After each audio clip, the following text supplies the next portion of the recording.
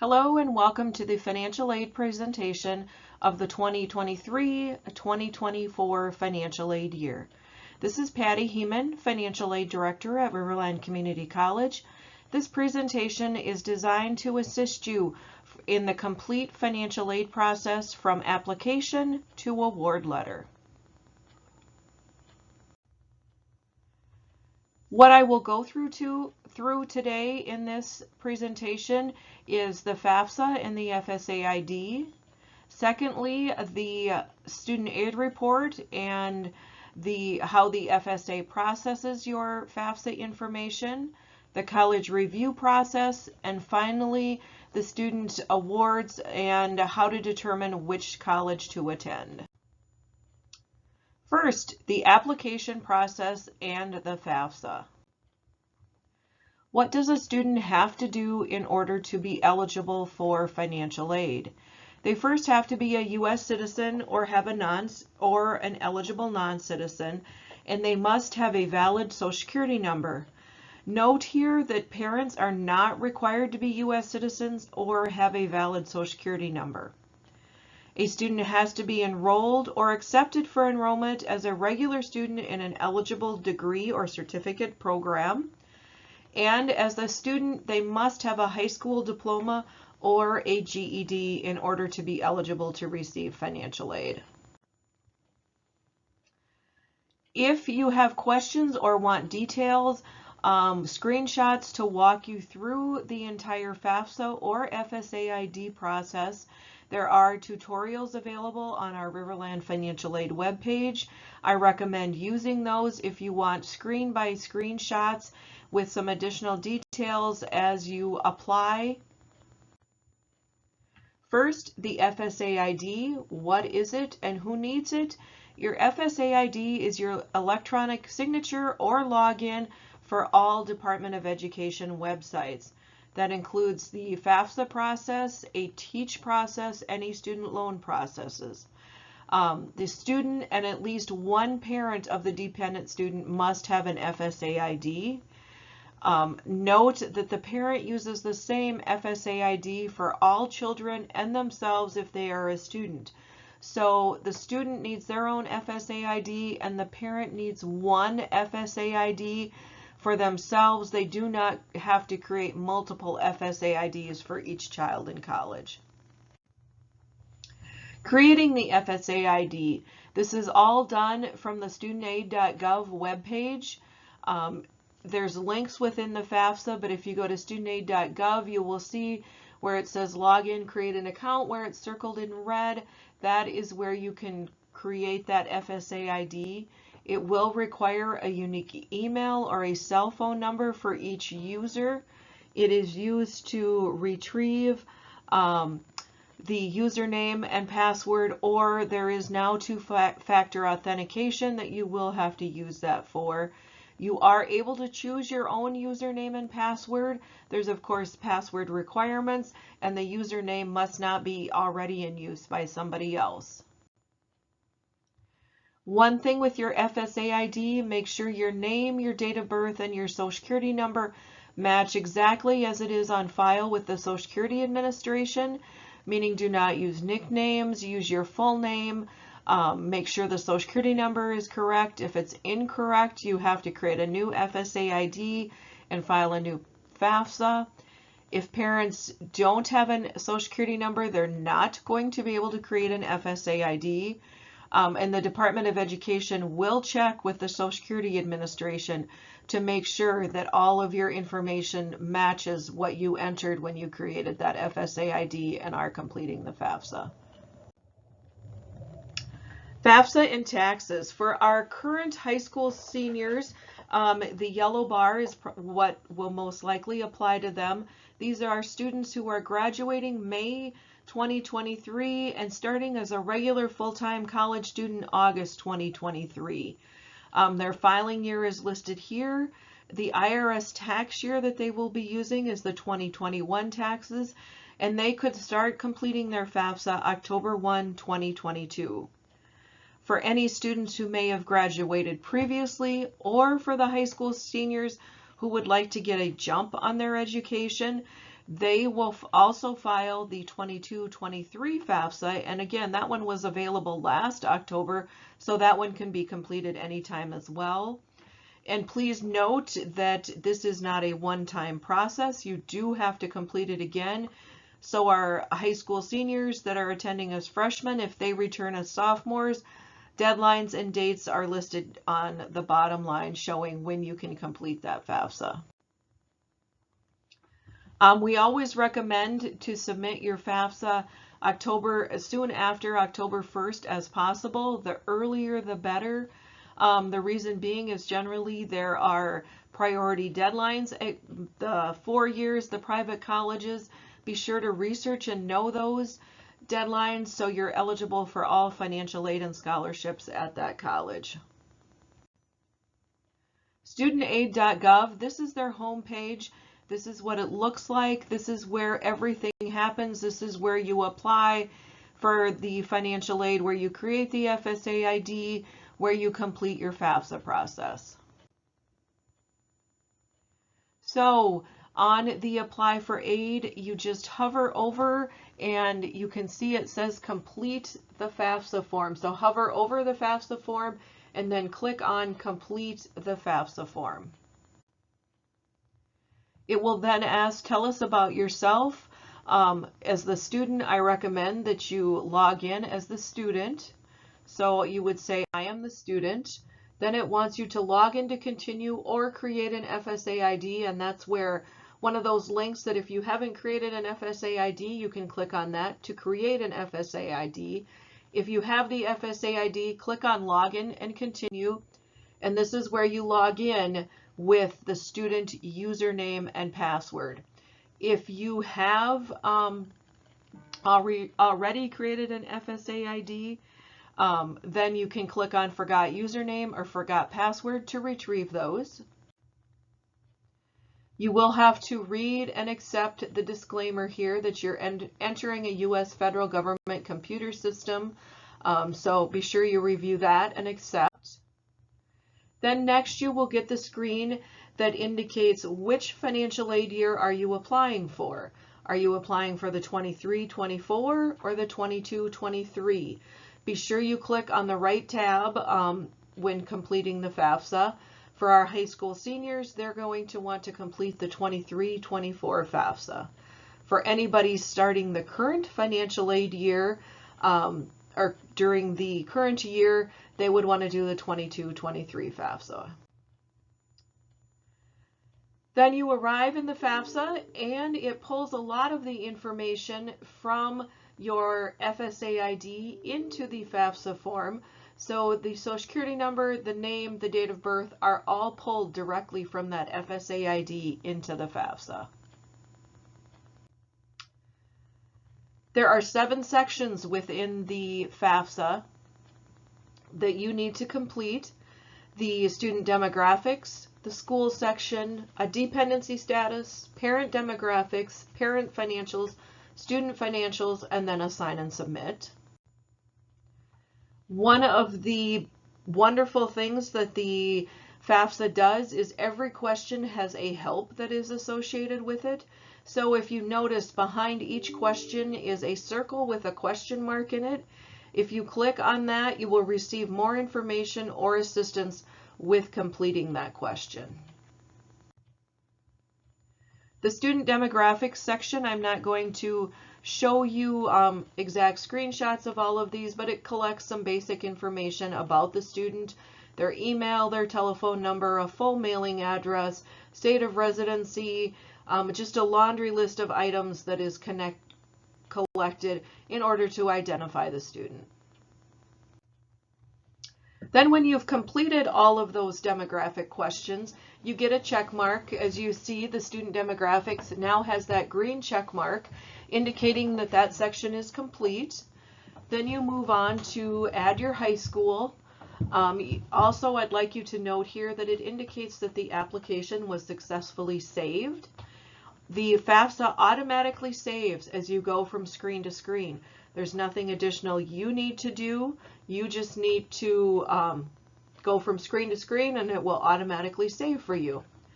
So the school section, This is at your high school. So what high school did you graduate from? Many of these high schools have unique names, not something that you would necessarily always think of. So for the state, list the state and the city, and then you will get a list of all of the high schools in that city and state combination. So you just have to check the high school that you in fact are attending. Then you have to confirm that yes, that is in fact the high school you are attending. Next, you have to enter the colleges that you want this FAFSA information sent to. The really nice thing about the FAFSA is you do not have to have it narrowed down to the college that you are attending. You can list up to 10 colleges on your FAFSA, and if you decide that the college you want to attend is not one of those 10 original college listed on the FAFSA, you can log back into your FAFSA and remove those 10 and add 10 additional. So in order to add those, same process, list the state and city, and then you'll get a choice of the colleges that meet those state and city guidelines. Every college also has a school code, so if you know your school code, you can click to the search by federal school code, put in that school code, and it will automatically find that school for you. For each college you list on the FAFSA, you will have to indicate where you're going to live. Are you going to live on campus, off campus, or with parents? Then your school section is complete and you're on to the dependency question. The dependency status is a series of questions where the student goes through these questions to determine, is the student required to use parent information, or are they considered to be independent and not required to use parents' information? So the first one is, what is your marital status as of today? Then, does the student have dependents? Do they have their own dependent children? And the key to this one is that will receive more than half of their support from you. Then, any other dependents? Do you have dependents other than your children who live with you? So as you as a student, are you supporting parents, grandparents, nieces, nephews, anyone else? Any student additional dependency questions? And these, again, are you a veteran? Have you been in foster care? These type of questions will help determine dependency status. And then lastly, are you homeless, or were you self-supporting or at risk of being homeless? Then after you've answered all those questions, based on the answers we provided, it's determined that we are in fact a dependent student and must provide parental information. It still does give you the opt-out here if you've got a special circumstance and you're unable to provide parents' information. You can opt out of this, but most of you are going to want to provide parents' information if in fact you are required to. So what does it take to be an independent student? Anybody who is single, under the age of 24, and not a dependent and doesn't have their own dependents is required to use parental information. It does not matter where that student is claimed on taxes. It doesn't matter where they live. It doesn't matter their employment status. All that matters is, are they single, under the age of 24, without dependents of their own? So parents, what if? What if I don't live with my parents? It doesn't matter where you live. You still must report information about them. Other people are not your parents unless they have legally adopted you. What if you're unable to provide parental information? We do have a process to assist students who are completely unable because of abuse, neglect, that type of thing, that we work with those students. Please refer them to the high school counselor or your financial aid officer, and we can assist them. What if you have an unwilling parent? Simply having an unwilling parent does not make you an independent student. What that parent does is only allows that student to receive unsubsidized loans and no grant funds, so strongly recommended that all parents provide information if it is required. By parents, many of our parents who are unwilling think that providing information on the FAFSA means that they're responsible for helping with their educational costs of the student. That is not the case. Parents' income is simply used to determine grant eligibility for a student. And what if you have a non-citizen parent? Citizenship status of the parent does not matter, only the citizenship status of the student. So if the parents are non-citizens, that's absolutely fine. There is no concern. Whose information do you provide? Who is your parents? And on the FAFSA, one of the items under that section here is who's my parents for filling out that FAFSA form. There's a nice chart that takes you to exactly this chart. So if your parents are married and live with each other, regardless of their tax filing status, you need to use both parents' information. If your parents live together and just never got married, you still have to report both parents' information. In the case of a divorced parent or where parents don't live together, you report income for the parent that the student lives with the most and receives the most financial support from. If that parent happens to be remarried, then you have to report step-parent information. It doesn't matter if step-parent does not provide any financial support. Simply being married to your parent requires that step-parent to provide their financial information on the FAFSA. And it doesn't matter where that student is claimed on taxes. It is where the student lives and receives most of their financial support. The following people are never your parents to list income on the FAFSA unless they have legally adopted you. That includes grandparents, foster parents, legal guardians, brothers or sisters, aunts or uncles, or any other relative, or anybody else that the student may be living with. Dependency status is complete, and we're now on to parent demographics. This again, I'm not going to show you screenshots of every one of these, but it collects information on the parents for their marital status, their name, their date of birth, their social security number, their state of legal residence, number of dependents, and number in college. The next question you will see asks about family size and how many other dependent children do your parents have? So other than the student, how many other children do your parents have?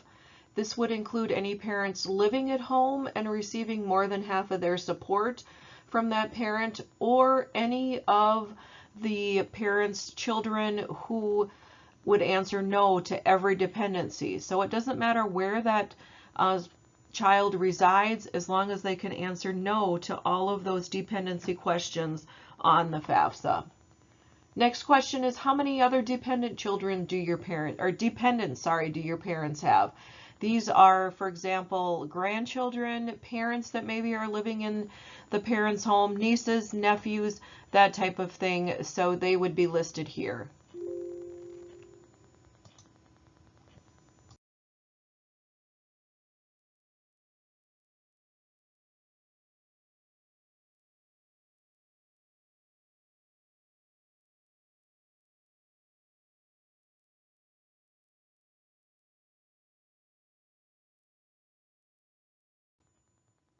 You've now completed the parent demographics section, and you're on to the parent financial section. This is where it's going to ask tax and income information. The first question wants to know, what is your parents' IRS income tax return was filed? One thing I'd like you to note is that you do not have to file taxes, either parent or the student, in order to complete the FAFSA process. So if you are not required as the parent or the student to file a tax return because of your income or where you live, maybe out of the country, you do not have to file a U.S. income tax return in order to complete the FAFSA. You just say you're not going to file. Most of you have probably already completed that 2021 tax return, so you would say you've already completed the tax return.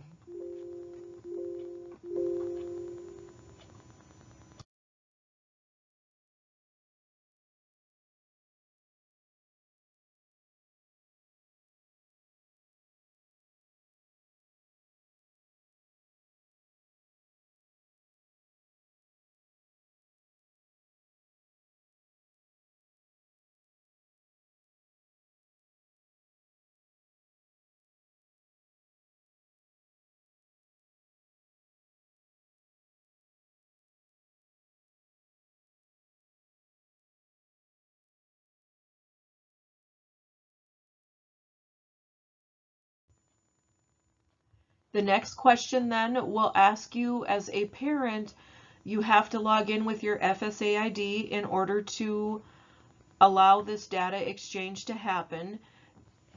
You have to choose which parent has that FSA ID and then enter that parent FSA ID username and password.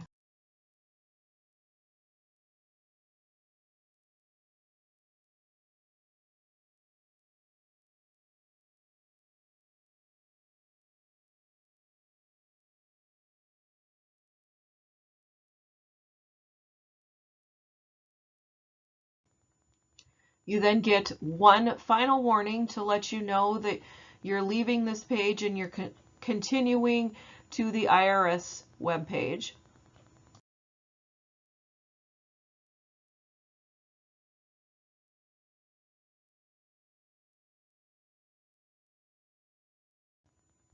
You are then required to enter some information in order on the IRS webpage in order to retrieve that tax information.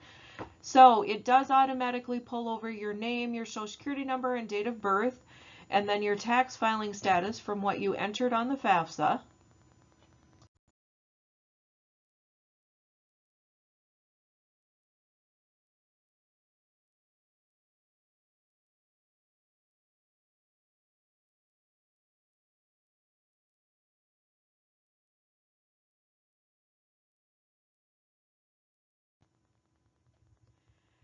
As long as everything matches, you'll get this notification screen that says, hey, we've matched it up and we are able to transfer the following information from your tax return to your FAFSA. You simply have to click on the blue box, you click on Transfer Now, and that transfer will automatically be made for you. So who can't use this data retrieval tool? Anybody who's married or divorced since January of 2022, if you indicate on the FAFSA you didn't file a tax return, if you filed a non-US tax return, some other scenarios are listed here for parents or students who are unable to use that data retrieval tool. What's not populated by this IRS data retrieval, these are the items that you're going to want to have ready so you can enter them on the FAFSA. Any child support you pay or receive, any earnings from work-study programs, any payments to tax-deferred pension plans, housing, food, or any other living allowances, veterans non-educational benefits. The one item I do like to note is if you receive any Social Security that is not taxed, do not report that on the FAFSA. If it is untaxed, you should not include it on the FAFSA. Then you get the screen, we're back to the FAFSA, and it says you have successfully transferred your 2021 IRS tax information. So when it comes down and it asks, what is your parents' adjusted gross income for 2021? You can see that box is grayed out and it is populated with transferred from the IRS. You can't see the amount that was entered, but it lets you know that that data was directly transferred from the IRS. Then you do have to break it out into parent income from work. And since we said these parents were married, it does ask for parent 1 and parent 2 income from work. If the parents were divorced, singled, widowed, and there was only one parent in the household, it would only ask about one parent's income from work. Then it wants to know what was your parents' income tax for 2021. Again, this was transferred from the IRS. If it hadn't been, or you couldn't use that data retrieval tool, you could just list how much your taxes were. And if you don't know where to find that, which is, it's got the circle with the question mark to tell you exactly on the form where to find that information. Next is the questions for tax filers, some additional information. So it wants to know about combat pay or student college or grants reported in the income. Then the rest of the items were transferred from the IRS. Then some additional questions about child support paid, earnings from cooperative education programs, or taxable earnings from a work-study program. Some additional untaxed income questions about child support received, housing, food, or other living allowances, some information about retirement from the W-2, veterans benefits, and any other workers' compensation, disability benefits. Then the parents' assets. It wants to know, what are the parents' assets? So as of today, what is your parents' total of their cash, savings, and checking account? So if the parents emptied out their savings account, their checking account, and took the cash out of their pocket, how much would they have to be, what would that amount be? Then the next two questions are the net worth of your parents' investments and any investment farms. Some special notes on assets. Assets include, like I said in the first question, is your cash, savings, and checking account. Any investment farm, and an investment farm is considered land that is owned, that is rented out to somebody else and not farmed by that person. Any truly investments, any stocks, bonds, or mutual funds. Any rental real estate. So if you own a home that you don't live in, then that would be considered rental real estate. Any trust funds, and a business that you own but do not operate. The do not include is the most important to know. What don't you include? Do not include the home that you live in. Do not include any retirement accounts, and these include retirement accounts through your employer or any retirement accounts that you may hold personally. It does not matter what kind they are, if they're held in an IRA, a 401, a KEO, a SEP, all of those are excluded from assets. A farm that you own and operate is not an asset. So that includes the land, the livestock, the machinery, any equipment, anything that you use to operate that farm is not an asset. The same holds true for a business that you own and operate if it employs less than 100 people. So if you own a business and it employs less than 100 people, nothing to do with that business is included as an asset. Any value of life insurance and any cars you own are not assets. Remember that the net worth is the amount left over after deducting any debt from the value of the investment. And lastly, anybody who has any 529 plans, they are listed as an asset under the owner of the plan. So if the student is the owner of the 529 is listed as an asset under the student. If the parent is the owner, the 529 is listed as an asset under the parent. If somebody other than the student or a parent, for example, a grandparent, a godparent, an aunt or uncle own that 529, the value of that 529 is not listed on that FAFSA at all. Then it goes into student tax filing status. We've completed the parent financials. We're on to student financials, and we get exactly the same screen that we got with the parents with the tax filing status. And again, the students do not have to file taxes. If they're not going to file, that's absolutely fine. They just list what their tax filing status on this screen. Next screen, and didn't walk you through, but the student has all of those financial screens that we saw for the parent. The student will also see those as well. And then lastly, we get the FAFSA summary, the sign and submit section. You get a summary of all of the information that you just entered on that FAFSA. New this year is a demographics section. Before you can sign and submit, there's a series of questions that the Department of Ed asks. Be sure and note each one of these has a decline to answer. This is only information for the Department of Education.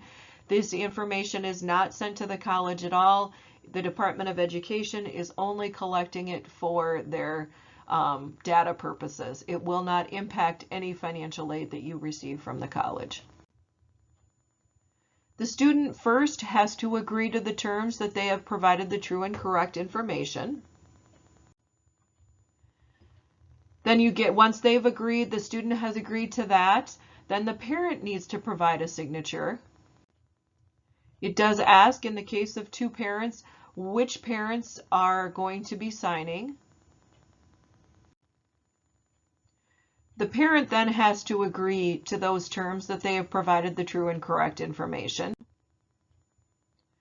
Then the parent will have to provide their FSA ID and sign that FAFSA. Now, if a parent is not a citizen and unable to create the FSA ID, note that there are other options to sign and submit that FAFSA that will allow the parent to print a signature page to be able to sign that, do a wet signature, and send it into the Department of Education for processing.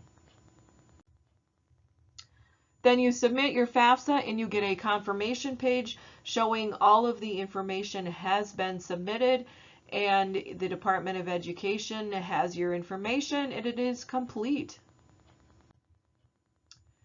This is just a notice for you that anytime you use this data retrieval tool, you will get this letter in the mail from the IRS letting you know that the data retrieval tool has been used to access your tax information. So just a notice for you letting you know that you will get mail from the IRS after using that data retrieval tool. Next section on this presentation is the post-application process and awards. So you've submitted your FAFSA. Now what? The FAFSA creates what is called a SAR, a student aid report. It is an electronic or paper document that it just gives you some basic information about your eligibility for federal student aid. It will give you some basic loan amounts and basic Pell amounts, will not give you exact amounts. It'll include the answers to every question on the FAFSA and also contains your student EFC.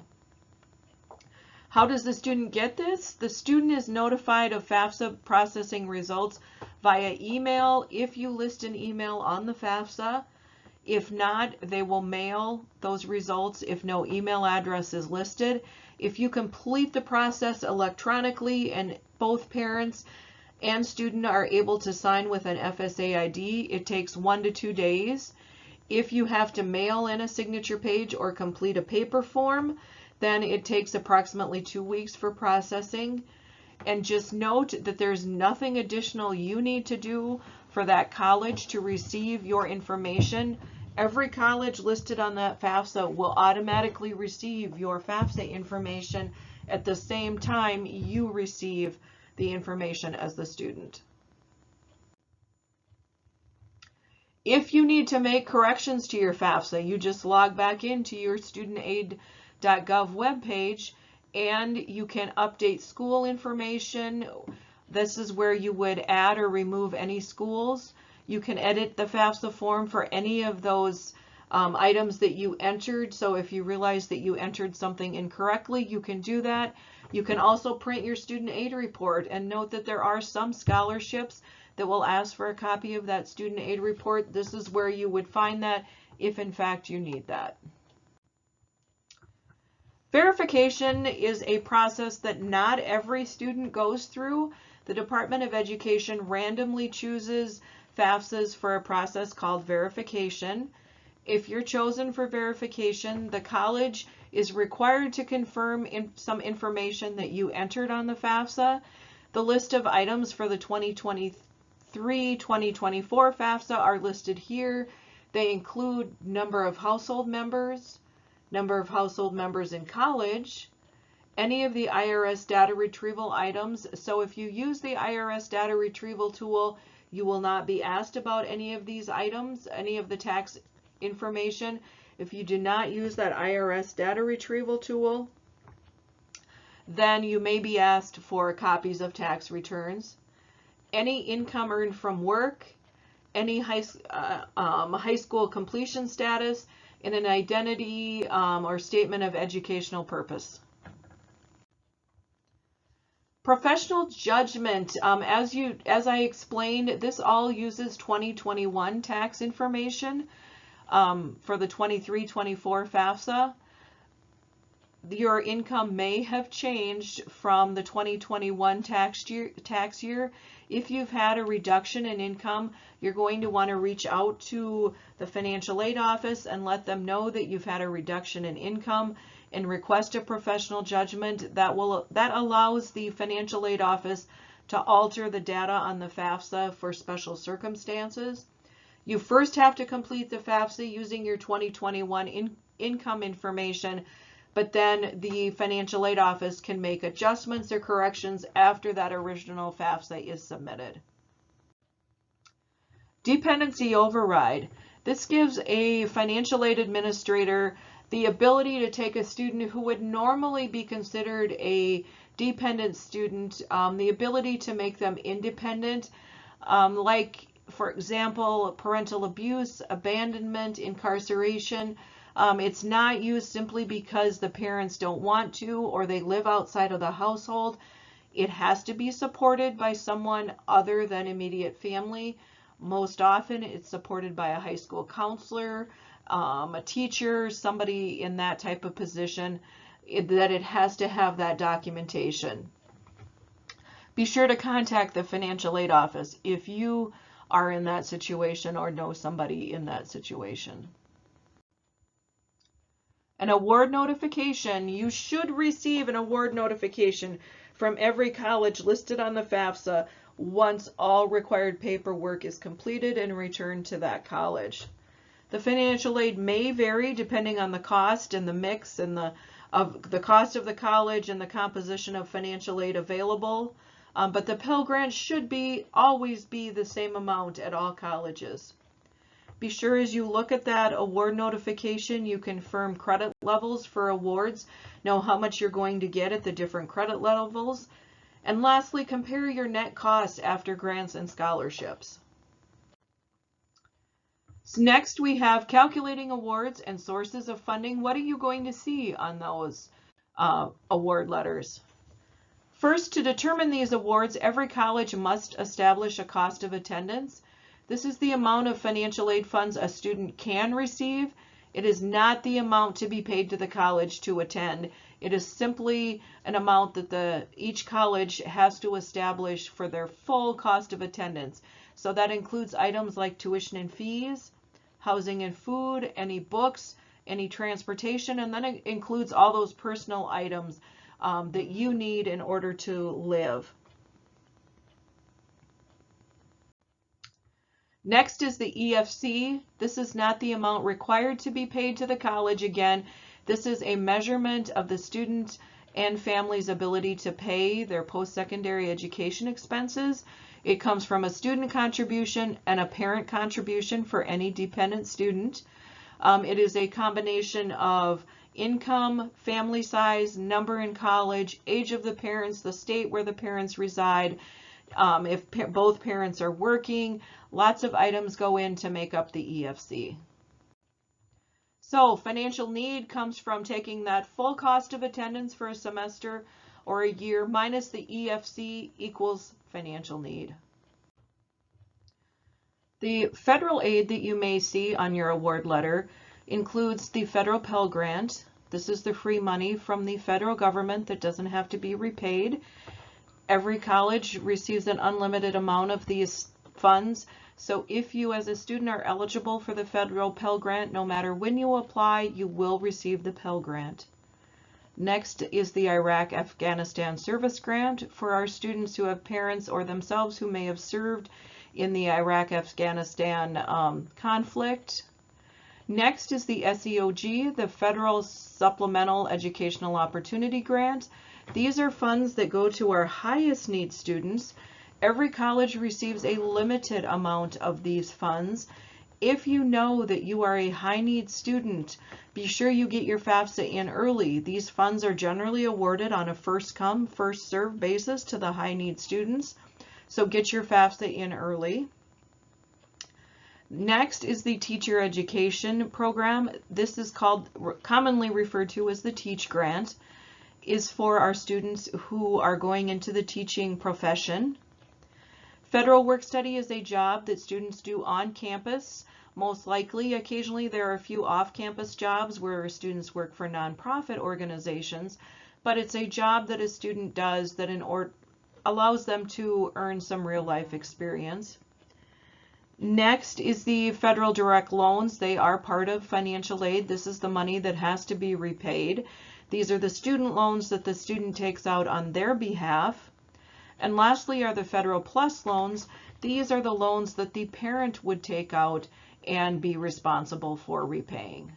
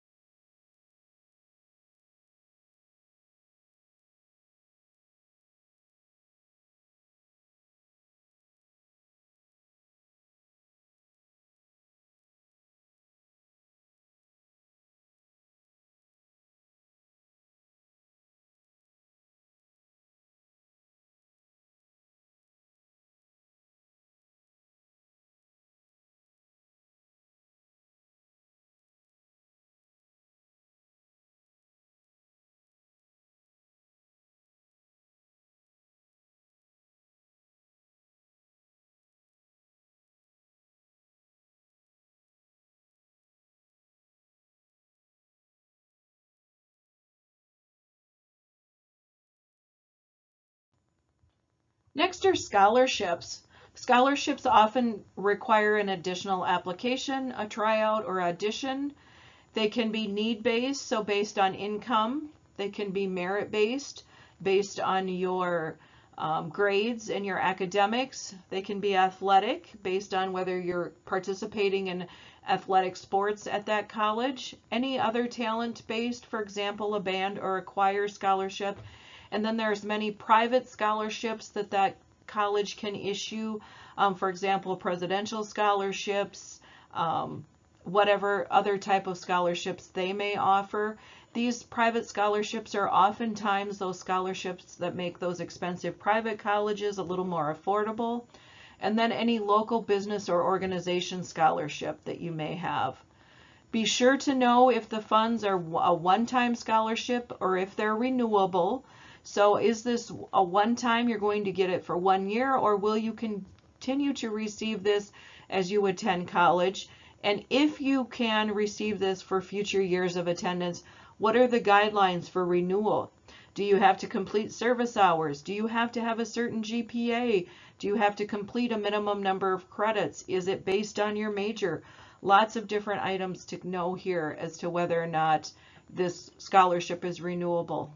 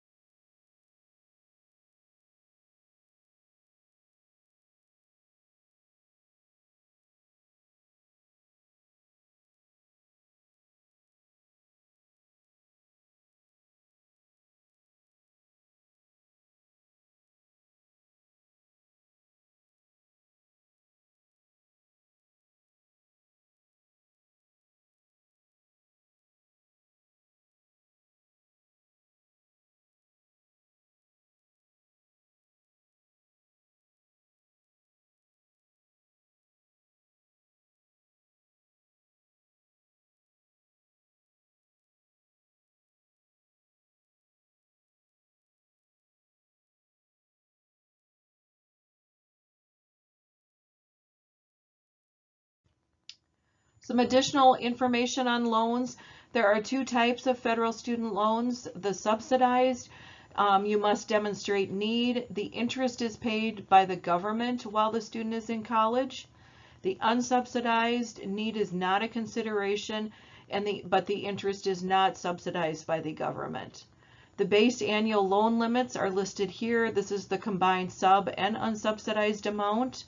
And Annual loan limits can be increased if the parents are unable to borrow on behalf of the student. The student could receive an additional $4,000 over and above what's listed here as the base annual amounts.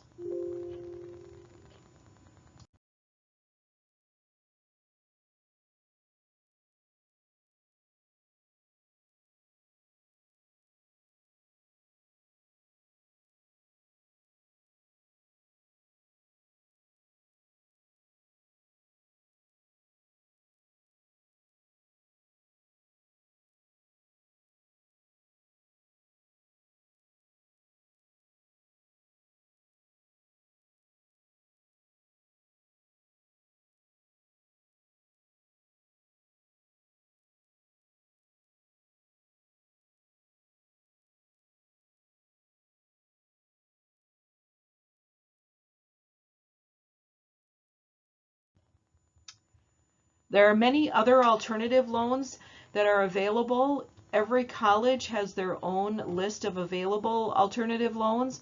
If you need additional funds, these generally can be taken out in the name of the student, and then the student is responsible. Since they're student educational loans, the student is allowed not to have credit, because oftentimes we know a traditional student is not going to have credit.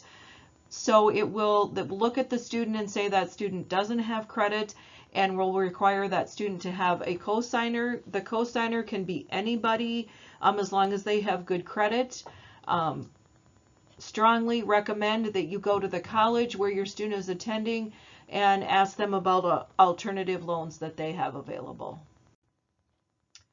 Tuition reciprocity is a process that allows a Minnesota resident to attend some of our neighboring states at a similar rate to that Minnesota rate. You do have to apply, and the link is listed here.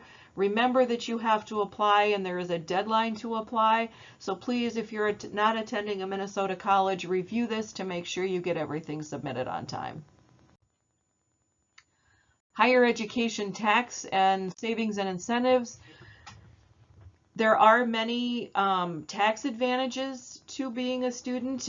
At the same time that you are receiving a W-2, you should also receive a 1098-T from the college that your student is attending. You get one each calendar year, and just like your W-2, you should get it by the end of January into February. Oftentimes it's available in a student portal, and it's not sent to the home. So if you don't get one, ask your student to log into their portal and see if they can get their 1098-T. There are many opportunities: the American Opportunity Tax Credit, lifetime learning, tuition and fees deductions. Your tax preparer can best advise you on this. My advice is to just make sure you have that 1098-T when you're filing your taxes every year. So where do you go from here? Obtain and review any admissions and financial aid materials from each school you're applying. Know your deadlines, know if there are priority deadlines, know what you need to do as soon as that college requests additional information. Be sure and submit it as soon as possible, and then always investigate any other sources of financial aid. Remember, this is an every year process. You need to complete a FAFSA every year. It's not a one and done. Every year you're attending college, you need to complete the FAFSA. This is my contact information if you need any additional assistance as you complete this process or have any questions. I am located in Austin. I also work in the Albert Lea campus if you prefer to meet in the Albert Lea campus. This is Darcy Drake Taft. She is one of our financial aid advisors in Austin. Sierra Miller is another one of our financial aid advisors in Austin, and her contact information. And lastly, Linda Wasmone is our financial aid advisor and our veterans rep located on our Albert Lea campus. And again, lastly, our QR code for our tutorial page. This is a great resource. Like I said, if you have anxiety about completing that FAFSA, log into our tutorial and have it up so it's side by side, because the tutorial will walk you through screen by screen and give you some additional information as to what you need to provide. Thank you for listening. I hope this was helpful for you.